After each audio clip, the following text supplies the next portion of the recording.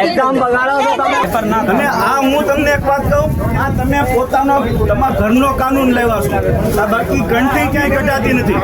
કોઈ પણ જગ્યાએ હું ફૂલી કોઓપરેટ કરું છું. હું મારા મોબાઈલ મારો ખીચામાં છે, હું ક્યાંય ઉતારતો નથી ક્યાંય. પણ તમે હિન્દુ ધર્મનું પ્રતિક ઘંટી કઢાવી નાખો એમ થોડું.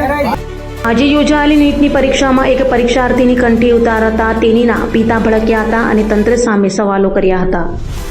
સુરતમાં આજે નીટની પરીક્ષા 22 કેન્દ્રો પર યોજાઈ હતી, જેમાં સુરતમાં 10,000થી વધુ વિદ્યાર્થીઓએ પરીક્ષા આપી હતી અને નીટની પરીક્ષા આપવા પહોંચેલી એક પરીક્ષાર્થી વિદ્યાર્થીની હાથમાં પહેરેલ કંઠીને લઈ વિવાદ થયો હતો, જેમાં નીટ પરીક્ષા આપવા ગયેલી વિદ્યાર્થીની કંઠી ઉતારતા પિતા ભડક્યા હતા અને કહ્યું હતું કે હિન્દુ રાષ્ટ્રનો ઝંડો ફરકાવો છો તો કંઠી કેમ કઢાવી? હું લાહોર કે રાવલપિંડીમાં થોડો છું, સુરતમાં છું, તેવા શબ્દો યુવતીના પિતા બોલ્યા હતા અને ભારે હોબાળો કરી પોતાની દીકરીને કંઠી પહેરવા માટે વર્ગખંડમાંથી બહાર બોલાવી હતી. જોકે પરીક્ષામાં મોડું થતું હોવાથી દીકરીએ કંઠી પહેરવાનો ઇનકાર કર્યો હતો. આ દરમિયાન પિતાએ વધારે પડતું દબાણ કરતા દીકરી પરીક્ષા શરૂ થાય તે પહેલાં ભાંગી પડી હતી અને રડી પડી હતી. તો ત્યાં હાજર લોકોએ પણ પિતાને તમે દીકરીની પરીક્ષા બગાડો છો કંઈ સમજાવવાનો પ્રયાસ કર્યો હતો.